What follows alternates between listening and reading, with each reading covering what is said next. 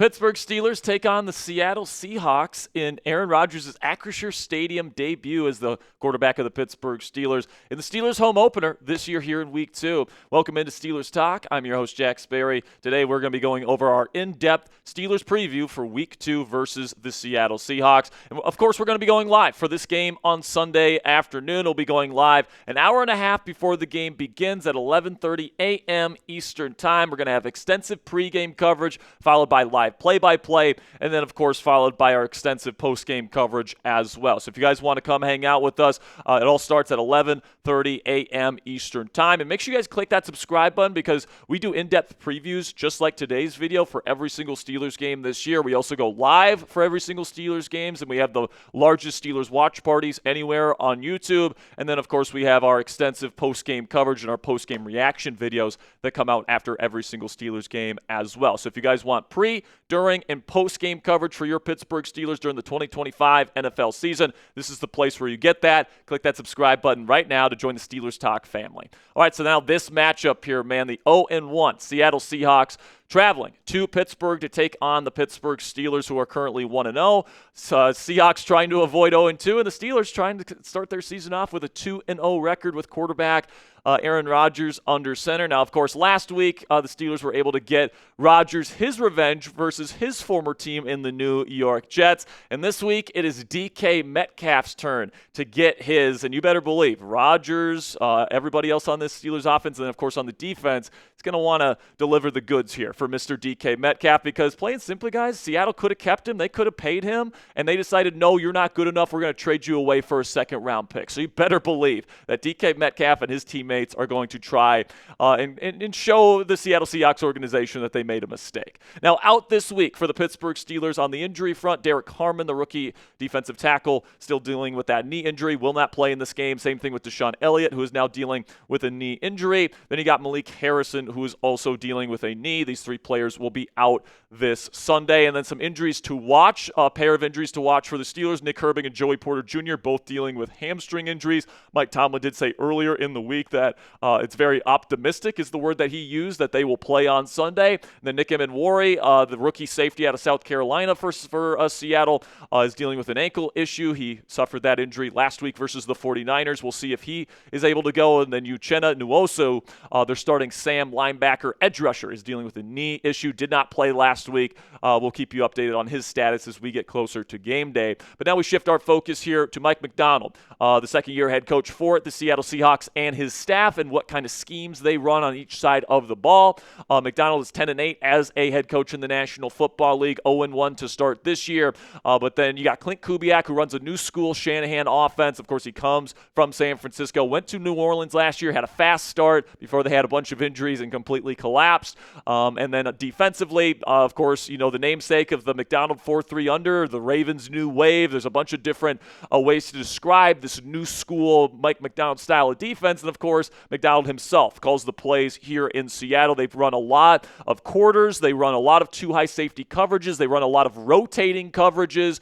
They do a lot of very unique, exotic stuff in this defense, which is why a lot of defenses around the league are trying to copycat this defense. And, man, it did not disappoint against Kyle Shanahan and the 49ers in Week 1. They held the 49ers to just 17 points. It took a last kind of minute touchdown by Brock Purdy and the Niners to take the lead. But, you know, they really did a good job on Purdy, somebody that is usually pretty darn efficient. You know, they gave, you know, he had 2 interceptions in that game. But overall, you know, the Seahawks offense had a little bit of a trouble getting going. You know, Jaxson Smith-Njigba completely carried that offense.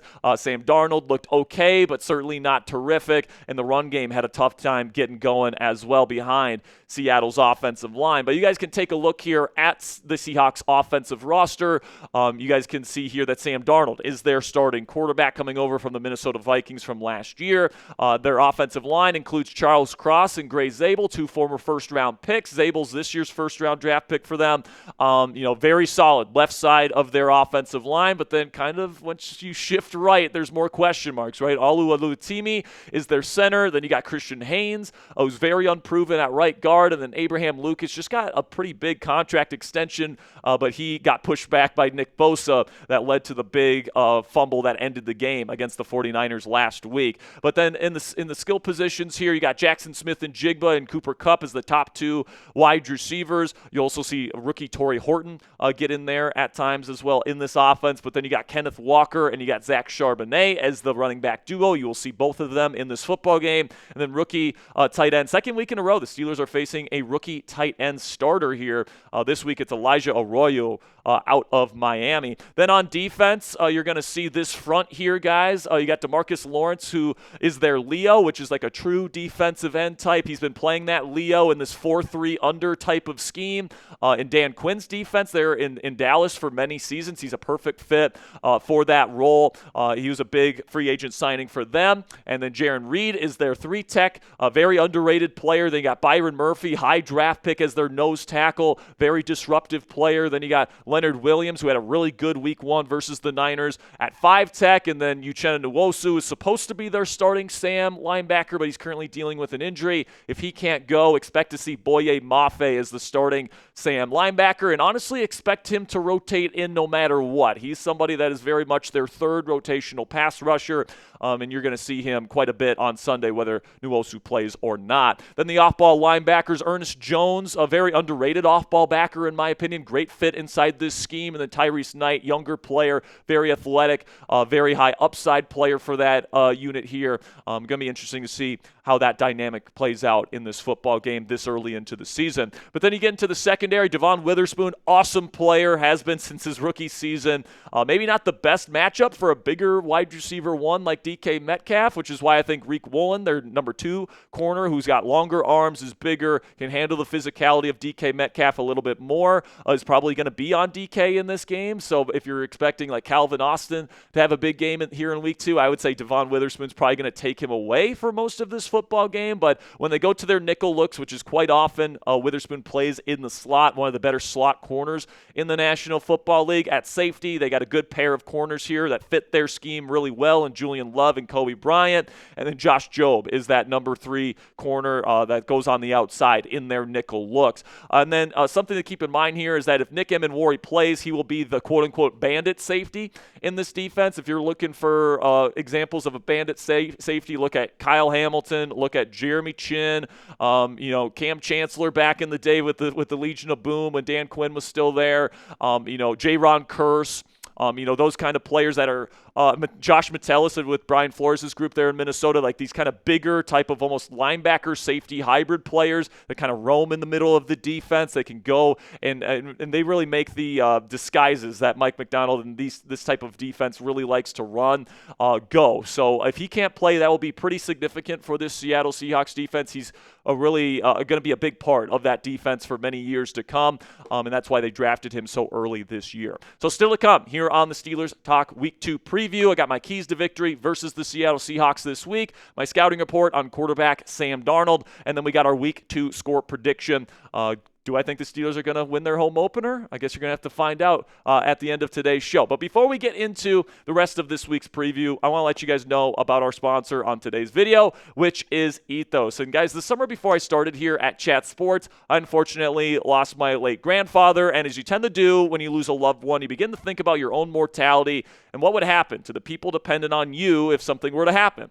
With today's sponsor, Ethos, your family is protected. Cassie and I are getting married soon, and shortly after that, I imagine we'll buy a house and start having some kids pretty shortly after that. If something were to happen to me, I want the last thing the people I love to worry about is being able to pay the bills, so I trust Ethos to keep them protected. Ethos is an online platform that makes getting life insurance fast and easy to protect your family's future in minutes, not months. There's no complicated process, and it's 100% online. There's no medical exam required, and you just answer a few health questions to get a quote in as little as 10 minutes. Protect your family with life insurance from Ethos today. Get your free quote at ethos.com/NFL Daily. That's ethos.com/NFL Daily to get your free quote today.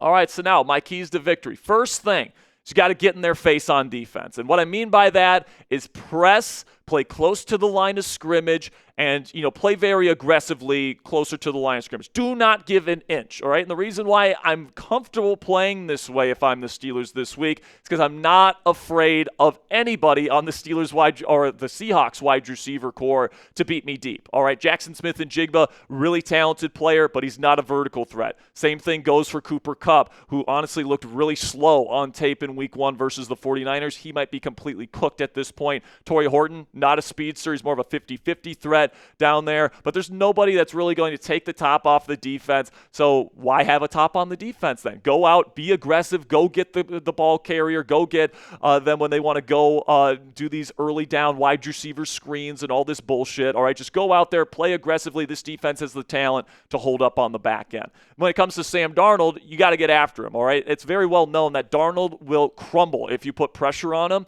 Just look at the final 2 games of his season last year with the Minnesota Vikings against the Lions and Rams. Holds on to the ball for a long time, and the Steelers can take advantage of that. Now, he wasn't stellar in week 1 versus the Niners, but he certainly wasn't great. 70% completion percentage or near that, 150 yards, no touchdowns, no picks, had a very critical fumble where he failed to step up in the pocket, and then Abraham Lucas fell into the ball as he was trying to release it. But wasn't the best week 1 performance, especially at home for Darnold. He's in a very familiar offense here. Kubiak runs a very similar offense to what Kevin O'Connell runs in Minnesota. But, personally, guys, when I was watching that film, I thought Sam Darnold was fine. It was mostly just nobody was getting open outside of Jaxson Smith-Njigba. I think Darnold, I would consider him a good quarterback, not a great quarterback. He has his cons to him, but he certainly has great arm talent, can rip the ball to all levels of the field, especially over the middle of the field. He's really proficient on play action. We saw that last year in Minnesota, one of the best play-action passers in football. But then he's a very inconsistent decision maker, especially when he gets past his initial read. He will panic and throw the ball just to throw the ball, and sometimes that leads to really critical interceptions, really high turnover-worthy play rates throughout his career. Holds the ball for a while so you can get to him. Pocket presence is not great. Just look at that final fumble last week where he didn't step up into a clean pocket and led to Nick Bosa pushing Abraham Lucas into the ball as he was trying to throw it, and he's just not a very good pressure manager. He's just somebody where if you put pressure on him, he will crumble. So, he's somebody that I think in the right situation can play very well. We saw that in Minnesota last year, but I definitely have questions about him this year in Seattle. And I think a big way that you get after Sam Darnold in this game, because the left side of the offensive line in Seattle is so good here, I think TJ Watt needs to take advantage of the right side of the offensive line, and Abraham Lucas. Lucas kind of got his bell rung last week versus Nick Bosa, another type of elite pass rusher like TJ Watt. So I certainly think, when Watt gets his opportunities to go up against Abraham Lucas one-on-one, he needs to take advantage of that, and he needs to take advantage of this mismatch, all right? If you're going to get after Sam Darnold and make him uncomfortable, TJ Watt needs to be the catalyst for that. And I thought Armin Membu, the rookie right tackle for the Jets, actually did an excellent job on TJ Watt last week. I thought Watt looked explosive out of his get-off. He was really good when they tried running in his direction, which wasn't very often. I do expect, once again, Seattle to try and run away from TJ Watt, just like the New York Jets did last week. So everybody on that other side of the Steelers' defensive front needs to be ready. Then we get to Jaxson Smith-Njigba, who is pretty much their only legitimate receiving weapon as far as I can tell based on their film from last week. Absolutely dominated the game and dominated the target share for the Seattle Seahawks last week, where he was just absolutely the only one getting open, and he was the only one Darnold, you could tell, was comfortable throwing the football to. I mean, he had 56% of Seattle's receptions. He had 59% of the targets on the game, and then he had 83% of the yards. So Kupp wasn't getting it done last week. Elijah Arroyo wasn't really getting it done last week. Torrey Horton wasn't getting it done last week. It was the Jaxson Smith-Njigba show. So if I'm the Steelers, especially early in this game, I'm forcing those other weapons to beat me, all right? I'm double-teaming him. I'm bracketing Jaxson Smith-Njigba. I am not letting him get the football early in this football game. And I can adjust accordingly if some of these other weapons step up their game. Then we get to the run game here, and I just want this team to look better this week than they did last week. I mean, it's week one. Run defense is very assignment-based football, and the Steelers just didn't do that stuff, man. I thought Patrick Queen and Peyton Wilson were out of position a lot. I thought Keanu Benson was being pushed back a lot on double teams. That's been a theme of his over the last few years. And personally, guys, I would put Y.A. Black at nose tackle more often this week on early downs over Keanu Benson, and I would put Benson at 3-tech or 5-tech so he can be more of a disruptive presence. He can shoot gaps. He can try to get those TFLs and those impact plays where the 340-pounder, the big tummy over here, is able to just use those long arms, use his core strength, and take on those double teams. I think that's probably a better division of labor, but Mike Tomlin certainly didn't seem open to changing that division of labor at his press conference earlier this week. So we'll see what happens. We'll see how much better this run defense looks. All I know is that there's way too much talent on the Steelers defense to look as bad as they did last week. Last week for Seattle, they had 84 yards rushing with just over 3 yards a carry and a touchdown. Zach Charbonnet was by far their better running back on film, in my opinion. Kenneth Walker seems to be kind of having those injuries catch up to him at this point in his career, in my opinion. So we'll see how those two look heading into week 2. Now we move over to the offensive side of the ball here, guys, and I think the big key to victory here is feed DK Metcalf. Take advantage of Riq Woolen, who's very physically talented, and he's very aggressive, but he can make some really big-time mistakes. He made a couple of big-time mistakes in the San Francisco game where he stopped running on a 9 route, which is a go route, down the sideline that Brock Purdy threw, I believe, to Ricky Pearsall, and then he allowed a backup tight end, to undercut what would have been a potential interception in the end zone for what ended up being the game-tying or game-winning touchdown for San Francisco. So I think Metcalf is a better player than Riq Woolen. I think that he can really embarrass him here this week, and I think that Aaron Rodgers, the Steelers quarterback, is going to prioritize getting DK the ball. All right, I think Aaron's going to make a big point of allowing Metcalf to put up a big stat line because he wants DK to get his revenge. He wants to help DK show the Seattle Seahawks that they made a big mistake by letting him go. So I'm really excited to see what DK Metcalf is going to do this week, and my guess is he's going to get over 100 yards and at least 1 touchdown. Then we get to the run game here, guys, and I want to get Jaylen Warren going, all right? And they started doing that a little bit in the second half of the Jets game, but they didn't even give Warren the ball all that much in the first half at all. They were running it with Kenneth Gainwell in the first half, which is just a huge head scratcher to me. The run game looked a hell of a lot better once you went to Warren in the second half.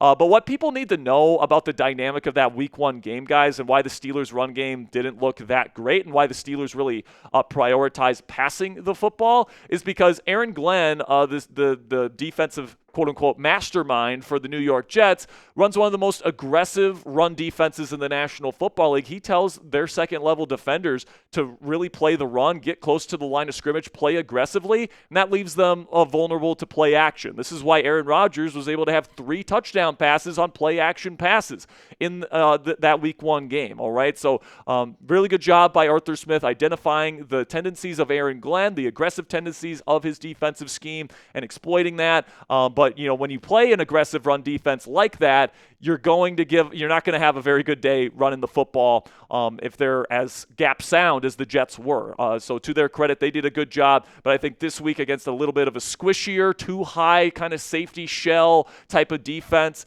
here that Mike McDonald runs in Seattle, I think that Jaylen Warren is going to have a chance to have a pretty darn good game. That is if Arthur Smith actually gets him the football, because he had 4.5 yards per touch in Week 1. That's not bad at all, okay? And, Jaylen is somebody that, of course, per touch, not per carry, so it included some pass-catching opportunities for Jaylen as well, but you should be using him in that way anyway. You should be getting him the ball with screens and all these different things. He is one of your most dynamic playmakers in space because of his contact balance, because of his vision, because of the spin move that he brings to the table, all right? And for a smaller guy, he packs a punch too. So, this has got to be something that you really prioritize if you're Arthur Smith this year. Take some of the load off of Aaron Rodgers. Get Jaylen Warren going. I think if you do that early and often, that's going to lead to some good things for the Steelers offense. Then the final key to victory here this week is to take care of the football. Usually this isn't a problem with Aaron Rodgers, but of course it applies to everybody else with fumbles and all these different things. Take care of the football. I believe just the Steelers roster is better than the Seattle Seahawks roster is. That's just my opinion, but I believe that to be true. So if you can play the clean game and you're not giving them opportunities and you're not doing what the Jets did with us last week and giving up a fumble, inside the 25 on your side of the field, like if you do the things that you're supposed to do, you should win this game. If you're not highly penalized, if you don't turn the ball over too much, if you win the turnover battle, all those different things, if you convert on 3rd and short, you do the things that you're supposed to do. All right, the Pittsburgh Steelers should come away with this win, which is why I'm going to pick them to win this game. I do think Seattle will get into the 20s because I don't think the Steelers' run defense will be stellar. I think it will be improved from what it was last week versus the Jets. I don't see Zach Charbonnet and Kenneth Walker being as explosive as Breece Hall was for the Jets last week. But I'm going to go 27-20 Steelers win in this one in Aaron Rodgers' home opener. And my big prediction for the week is that DK Metcalf has over 100 yards receiving and at least 1 touchdown in this football game, and he gets his revenge. All right, that's going to be it for this week's preview here, Steelers versus Seahawks. Again, we'll be live for the live watch party on Sunday, 11:30 a.m. Eastern Time. If you guys want our extensive pregame, live play-by-play, and post-game coverage right here on Steelers Talk. I'll see you guys there. Until next time, guys, here we go, Steelers.